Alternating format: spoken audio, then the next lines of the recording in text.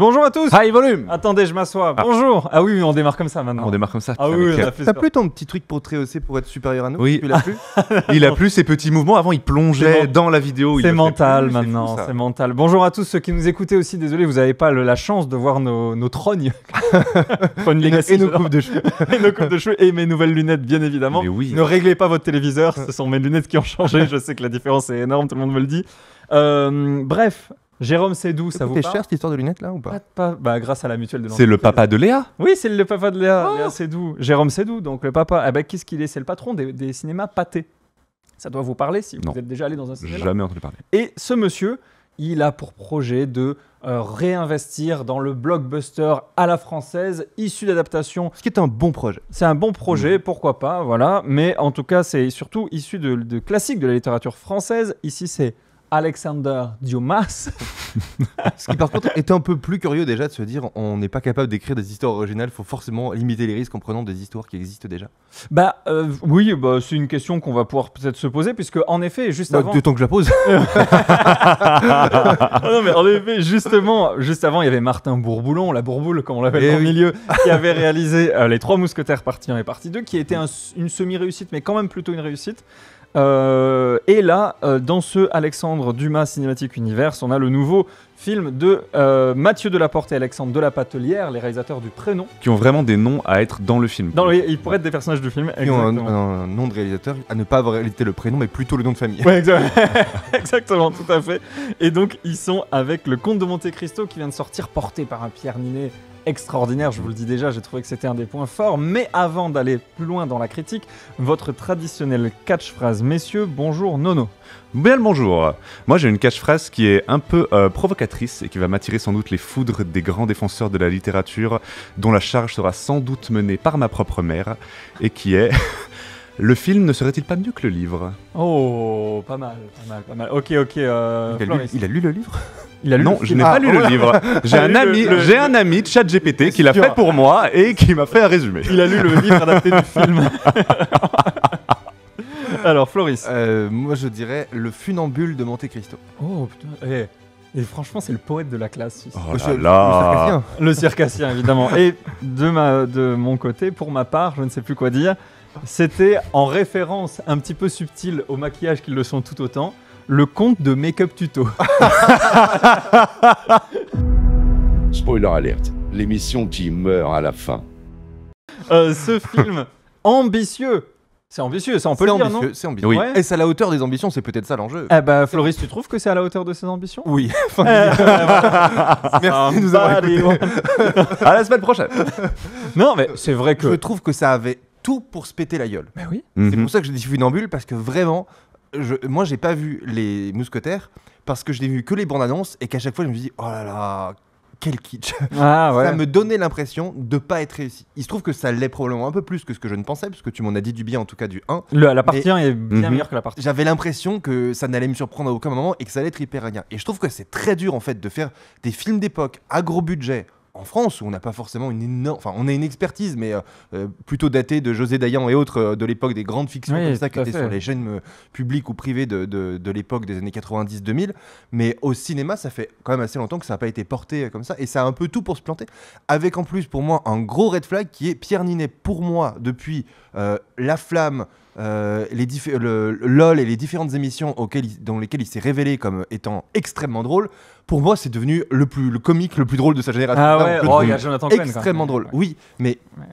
il y Je a vois ce quelque que tu veux chose quand je vois Pierre Ninet maintenant qui se déclenche en moi, qui est ce gars a envie de faire une vanne. Il l'a, s'il la fait pas, c'est peut-être pour une raison, mais en tout cas, Oui. juste c'est un Il mec l'a, avec la hyper répartie drôle. qu'il a, il a la vanne, c'est sûr. Et donc forcément de le mettre dans un rôle aussi difficile et sérieux, ça, même si c'est un talentueux comédien, malgré tout, il y a parfois des choses qui font qu'on est accroché, et on le voit notamment dans les séries et autres, à la personnalité qu'on aime le mieux d'un comédien, au point de ne plus être capable de la transposer dans une autre œuvre de fiction, et on va voir toujours l'ancien personnage. Et j'avais vraiment peur de ça, ça me l'a fait quand même au début, c'est pour ça que ce film qui dure 3 heures, c'est très long, malgré tout, ça sert le film. Oui. Parce que ça oui. permet d'ancrer aussi ce personnage de Pierre Ninet, enfin Pierre Ninet dans son personnage. Non, Edmond Dantès. Et je trouve qu'il s'y prend plutôt bien.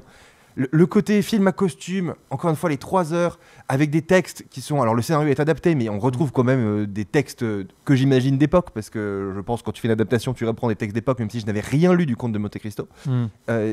Tout porte à que ce film soit casse-gueule et ridicule, et je trouve qu'il est régulièrement sur le fil. Il est réussi. Hein, et il réussit à rester du bon côté.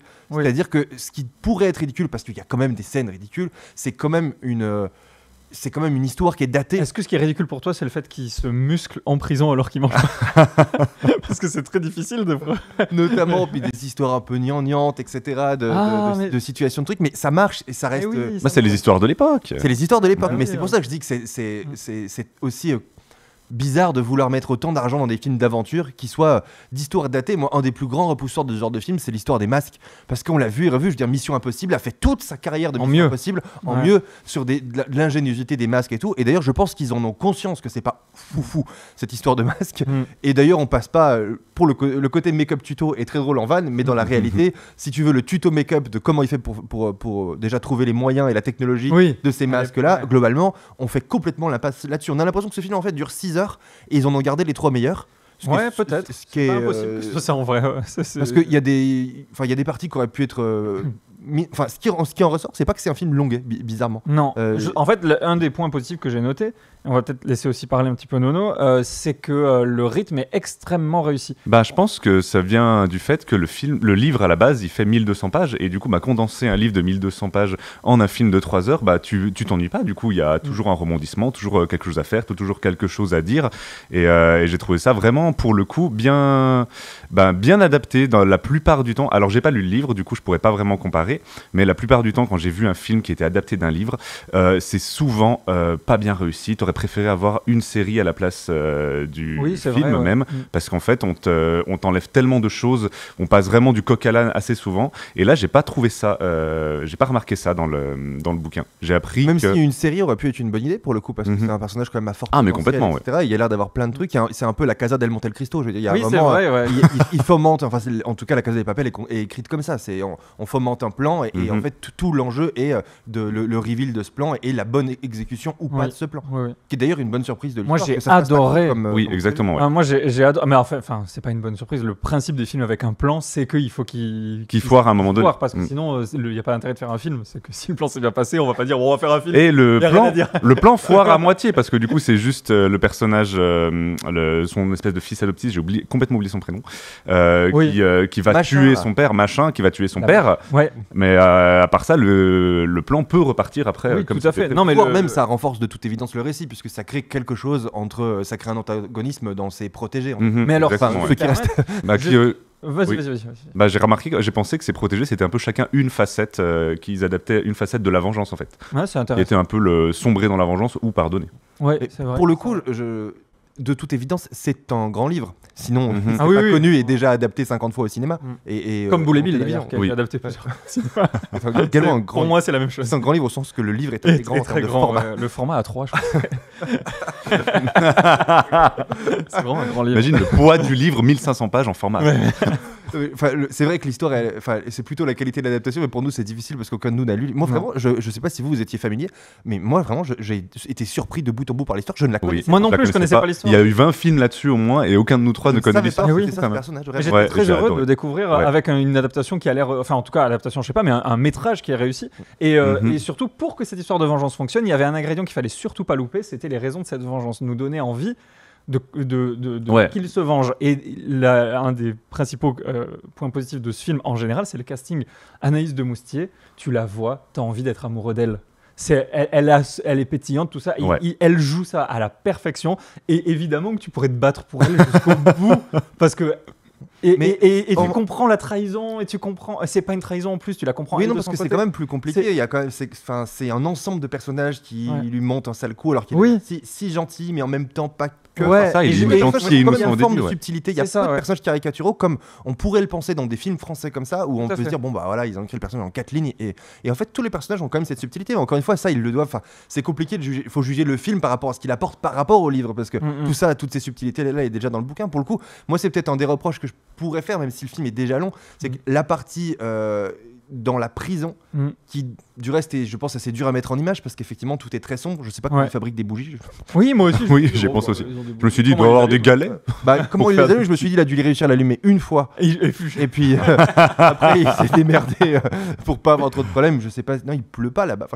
Mais en tout cas, il y a Mais du coup, comment ils font les bougies? Avec quel cire? C'est ce que je me suis posé la question. Après, je me suis dit, pendant le film, mais comment on fait les bougies en vrai?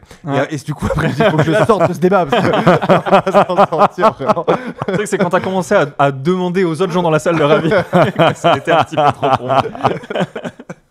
Mais cette partie-là, je pense qu'elle aurait pu être hyper intéressante et elle est un peu accélérée. Mais la partie où il rumine sa vengeance dans la prison, en fait, elle est transformée dans la partie action. En gros, il est dans la prison, il fait de la muscu, comme vous le disiez. Puis après, il y a tout de suite l'action de l'abbé et on a focalisé sur l'action, alors que je pense que, mécaniquement, c'est le plus gros de sa vie.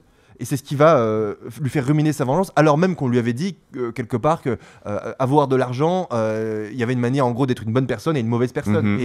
Et comment est-ce que quelque part la mauvaise facette gagne, puisque une bonne psychothérapie l'aurait sans doute amené à ne pas se venger et à profiter de sa vie nouvelle et peut-être à simplement aller voir Anaïs de Moussier et lui dire je ne suis pas mort. Et elle serait retombée amoureuse de lui. Donc c'est ça. Pourquoi est-ce qu'il prend ces mauvaises décisions-là? On aurait peut-être pu l'évoquer un peu plus dans toute cette partie longue. Ouais, on n'a pas justement, on ressent pas cette longueur, ce côté rumination de la vengeance. Moi, ça m'a pas du tout dérangé. Ça m'a pas dérangé non plus, mais c'est vrai que maintenant qu'il en parle, on ressent pas ce côté-là, alors que ça crée vraiment le personnage au final. Après, moi, je veux dire, quand tu vois qu'il a passé 20 ans en prison, c'est facile de s'imaginer ce que ça représente. Mais du coup, t'as versé 20 ans. On le ressent pas en fait. Mais on le ressent pas. Film me fasse pas se sentir en prison. Ça me va, moi. Oui, mais c'est. Comment dire, je pense qu'ils ont fait la plupart des bons choix pour que ce film soit regardable et qu'il reste du bon côté du fil et que ce soit pas ridicule, que ce soit 3 heures. Moi vraiment je me suis dit fallait peut-être faire plutôt comme les Mousquetaires parce que c'est repoussant quand même 3 heures. Tu choisis ton moment, tu vas le voir, tu vas le voir à 22h machin. Les Mousquetaires c'était 2 parties. Et ils auraient pu le faire en 2 parties. En fait je pense qu'ils ont vraiment fait le bon choix, fallait pas le faire en 2 parties donc il fallait sacrifier des trucs. Mais c'est vrai que c'est tellement fort et puissamment porté. Moi ce que ça m'a donné comme impression en fait c'est que c'était un travail sérieux de la part de l'intégralité des professionnels du cinéma qui avaient contribué à ce film. C'est vraiment ma remarque sur ce film, c'est que il est pas génial non plus. Non, mais on a l'impression que tous les gens, tous les corps de métier du cinéma ont travaillé extrêmement sérieusement. Oui. Et ça efface le fait que la réalisation est pas transcendante. Ces 2 réalisateurs très bien. qui font le job, il n'y a pas d'erreur majeure. Maintenant, ça n'apporte pas un style ou quelque chose de particulier. Alors, il faut quand même voir qu'ils nous reviennent du prénom. Alors, ils en ont fait d'autres des films, je les ai pas en tête, mais le prénom. Ils n'ont pas l'expérience de ce type de film. C'était une pièce de théâtre filmée, il n'y avait pas beaucoup de prise de risque. Ils avaient essayé, en tout cas, je me souviens du début du prénom, où ils essayaient de mettre du contexte avec des mouvements de caméra un peu ou quoi, mais c'était pas grand chose. Là, ils arrivent dans le grand spectacle. Mais ils étaient surtout auteurs des Mousquetaires. Exactement, mais c'est quand même une sacrée prise de risque. Et de les avoir mis en réal, alors même que c'est pas leur cœur de métier. En tout cas, ils n'ont pas prouvé sur des films d'une telle ampleur budgétaire et d'ambition du projet ce qu'ils pouvaient faire. Je trouve qu'ils s'en sortent vraiment avec les honneurs pour des gens qui ont aussi peu d'expérience de grands films. Ouais, mais totalement. Vraiment, je remets pas en cause. Parce que Martin Bourboulon, pour les Mousquetaires, il avait quand même fait une fresque épique entre de gros guillemets avec Eiffel, qui était d'ailleurs, pour ma part, je le trouvais assez réussi. Et donc, il était plus à même de s'attaquer à un monument de la littérature française avec des moments romanesques et épiques. Là, c'est vrai que, comme tu le dis, y a pas je trouve que le point le moins remarquable, peut-être, c'est la réalisation parce qu'elle ressemble à ce que un peu n'importe qui pourrait faire, je pense. Si tu fais pas d'erreur et que tu prends pas de parti pris énorme, tu vas faire. Il y a pas mal de shots drone qui servent à rien. Il y a des plans qui servent à rien. Il y a des parties pris de lumineux. Par contre, la photo, je la trouve exceptionnelle. C'est extrêmement rare d'avoir une photo aussi belle dans un film français. Et ça se voit dans les décors, ils sont super larges, super chargés, et du coup, tu as toujours des jeux de lumière qui vont aller se poser sur tel ou tel objet. Des rayons de lumière. Des rayons de lumière de partout, c'était magnifique. Pour moi, c'est pour ça que j'insiste sur le fait que j'ai l'impression que tous les corps de métier ont travaillé sérieusement, parce qu'on parle pas des costumes, des décors, de tout, et de la musique qui est, pareil, un poil pompeuse, on a l'impression de l'avoir déjà entendue, mais moi j'ai adoré la réentendre. Elle est très utilisée, il y a 2 thèmes et qu'on entend et tout, et j'aimerais écouter chez moi. Enfin, vraiment, j'ai trouvé que chaque personne qui avait contribué à ce film avait mis tout son cœur à faire en sorte que ce soit le plus réussi possible. Vraiment un énorme boulot sur la photo, qui fait que la réal peut être assez lambda. Typiquement la scène de fin de bataille c'est un film de KPDP d'il y a 10 ans, si ça avait été tout ça le film et qu'il n'y avait pas eu le travail de tous les autres corps de métier, vraiment j'aurais trouvé le temps très long. Bien sûr, et il y aurait eu ce côté ridicule là. Et après, pareil, les comédiens, je trouve que ils ont pris ce projet à cœur, et Pierre Ninet le premier, mais aussi tous autant qu'ils sont. Pareil, Laurent Lafitte et tout, on aurait ils auraient pu être vraiment cata, ils auraient pu le jouer à la légère, Ouais. avec leur rôle habituel. Et là, on a vraiment l'impression que Ils tout le ont monde est super très, bien joué, ils ont très tous envie super de bien faire en joué. sorte que ça ne soit Ouais. pas ridicule. Et tu vois d'ailleurs le talent de certains acteurs par rapport à d'autres. Quand tu as des acteurs un peu plus de second rôle et qui prennent un texte qui est texte de Dumas et d'époque, c'est kitsch.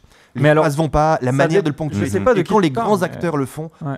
ben ça passe. Moi, je trouve qu'on parle. Alors, j'ai parlé de Moussier, j'ai parlé de Ninet, mais il y a quand même le trio de méchants. Donc, Laurent Lafitte, Bastien Bouillon, Patrick Mille, ils sont géniaux. Vraiment, je les adore. Je les ai trouvés tous exquis. Et presque. Alors, peut-être le personnage de Patrick Mille est un peu caricatural, mais il doit être comme ça dans le livre, je sais pas. Mais ils sont d'une méchanceté.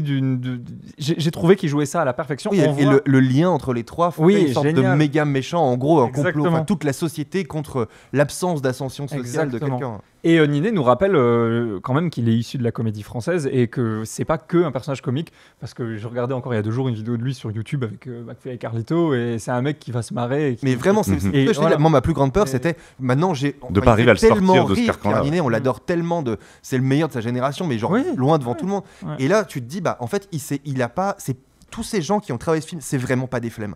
Tu Non, vois ouais. que Pierre Ninet, il a pris ce film à cœur et qu'il a donné, je pense, le maximum de ce qu'il Mhm. peut donner à ce rôle. Il s'est pas dit, je suis bankable, je le fais, qu'on te démontrer que allez, Bob, Ouais. je l'ai appris, je le Mais oui. Vraiment, Ouais. je pense qu'il a donné tout ce qu'il pouvait donner et ça Mm. efface aussi son visage juvénile. Pierre Ninet, c'est Oui. pas quelqu'un à qui tu. Enfin, mine de rien, il se prend 15 ans dans la gueule dans le film. Mm. Ça aurait pu être vraiment difficile à croire. Là, Totalement. c'est limite, Ouais, on y mais ça voit. passe. Oui. Tout est limite, mais tout est du bon côté, je trouve. Alors, et d'ailleurs, c'est un pari pris par Pierre Ninet, mine de rien, qui est assez gagnant parce que le film, déjà, bon, il a été boosté par la fête du cinéma. C'était. mine de Ouais, c'est rien, pour ça qu'ils ont décalé la sortie au samedi, je crois. C'était parce Exactement. que la fête du cinéma commençait dimanche. Mais alors, il y a ça, Au mais il y a- vendredi, non il y a au vendredi, ouais, Au mais vendredi. surtout, à la base, ça devait sortir en fin d'année. Et ils se sont Ah. dit, on fait un film de Mhm. 3 heures quand même, on va essayer de booster ça avec la fête du cinéma. Donc ça marche très bien. C'est le record de fréquentation ever de la fête du cinéma. Depuis la création de la fête du cinéma, il n'y a jamais eu autant. Alors, Non, c'est incroyable, je savais pas. il y a, comment il s'appelle ce film, Le Comte de Monte Cristo, mais aussi un petit truc en plus qui joue aussi et qui a un énorme succès, donc comme on en parlait dans une précédente émission. C'est le premier film avec Pierre Ninet dans le rôle principal qui dépasse les 2 millions d'entrées, donc c'est le plus grand succès de Pierre Ninet au cinéma, de sa carrière. Trop bien. Il avait quand même précédemment, c'était 1,6 million d'entrées, c'était Yves Saint Laurent, le film qu'il a fait connaître en fait à Pierre Ninet, c'était celui-là, le précédent tenant du titre. Là, on a dépassé, à l'heure où on parle, les 2 millions d'entrées. Je crois qu'il vise les 4 pour pouvoir être rentable, parce que c'est un film à plus de 40 millions. Il va falloir envoyer. Je pense que c'est un film qui va avoir une bonne carrière à l'international. Ça me paraît assez Mais sûr. malgré tout, je Ouais, ça pense que peu m'étonnerait importe pas. le nombre d'entrées, ça fera quand même moins que mérité parce qu'il y a un côté préjugé assez fort. En tout cas, moi, je l'avais et je pense que je l'aurais même au prochain. Enfin, il y a un côté, ouais, film de KPDP, vu et revu, ça risque d'être kitsch, ça risque d'être un gars, putain, ça dure 3 heures. Est-ce que Pierre Ninet est crédible dans ce rôle-là? Enfin, tous ces préjugés-là font que c'est un peu un frein à aller le voir. Je sais pas si spontanément j'aurais été le voir, peut-être plus par curiosité, mais vraiment, moi, les préjugés que j'avais sur ce film-là étaient assez forts et j'en ressors du coup assez satisfait. Enfin, Ouais. vraiment, je trouve qu'on se fout pas du tout de notre gueule dans ce film-là. Non, c'est un vrai beau spectacle en fait. qui nous C'est épique, offre. ouais, complètement. Ouais, assez Et qu'on soit capable de faire ça en France, bah, ça C'est fait génial. vraiment Ouais. plaisir. Enfin, Oui, parce vraiment, que je trouve ça que m'a c'est un hommage vraiment- à l'ensemble des gens qui travaillent pour faire un film. Ouais, ça m'a vraiment réconcilié avec le cinéma français où j'avais un gros problème avec le cinéma français. Moi, c'était principalement le jeu d'acteur que je trouverais très très très souvent surjoué. Je saurais pas dire si c'est parce que c'est ma langue maternelle et du coup, ben instinctivement, t'arrives à savoir quand c'est joué ou pas joué par rapport à de la VO. Mais là, j'ai pas du tout ressenti ça dans ce film-là. Justement, le jeu d'acteur était absolument incroyable. On parlait de Pierre Ninet, mais il y a aussi Vassili Schneider et Anna Maria Vartolomei qu'on embrasse. qu'on embrasse, qui ont vraiment fait un travail incroyable. Moi, leur relation de leurs deux personnages, on est vraiment dedans de bout en bout jusqu'à la fin où on se dit mais oui, comment ne pas aimer Albert de Morcerf, ce petit poète larmoyant Bien à la sûr. fin, tellement c'est bien joué.